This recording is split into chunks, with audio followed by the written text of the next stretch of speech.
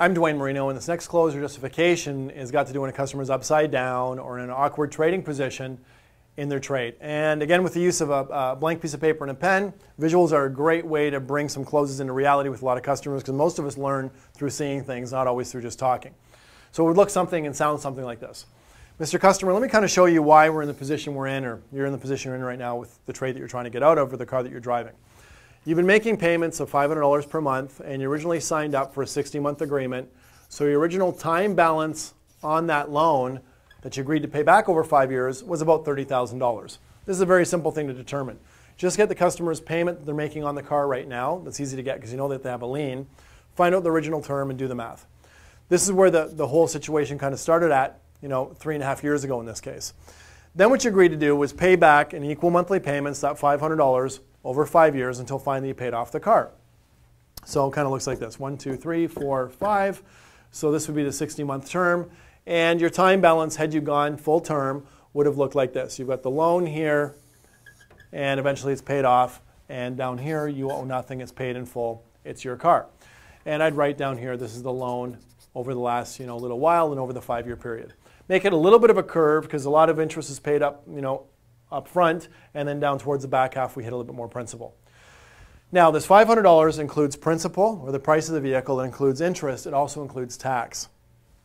Do you recall what your down payment was? Sometimes it can be taken into account. If there was no money down, and you kind of can take a guess at the tax or the interest rate, or if you want to Google what the original price in that vehicle would have been, that's probably the easiest way to do it 3.5 years ago, you might write down somewhere here, using a pretty realistic example, that let's say the price of the car, market value on the car was about $22,000. So what happened was, because they didn't put down a substantial down payment, they originally started off in a really upside down or an awkward trading position because they financed more in the car than what the car was actually worth. This is very typical on most loans. Now, from there, the car starts to depreciate. And cars lose about half their value every 3-4 years or so.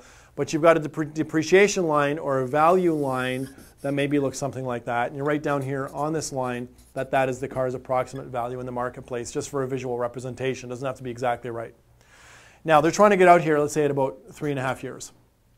So 3.5 years into the loan, 1.5 years left. This is where they are in the trade cycle. And right now, they obviously owe, you can see visually, they owe more than what the car is worth because the monthly payments have not yet caught up with the depreciation in the marketplace with the car itself, and also this original inequity position they started off originally. So what we've got here, Mr. Buyer, is a little bit of a gap. And then you write down whatever that gap is. Let's say it's $3,000. Now that we can visually see that gap and where it sits in the trade cycle, and we do know at some point in the future, maybe the next year or so or whatever else, you will be at sort of a break-even point in the loan, but this is when you need and want to get a car right now. We've got a few options in terms of how we can take care of this $3,000.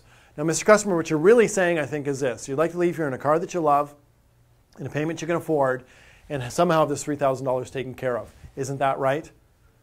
And they're going to agree and say yes, the smile and the nod at that particular point. From there, we're going to go through about 8 different ways that we can wipe out or deal with this $3,000 in another close called Duane Till. With the interest of time and saving some time, I'm not going to do it here, but take some time to memorize this graph along with that last closing sentence or statement.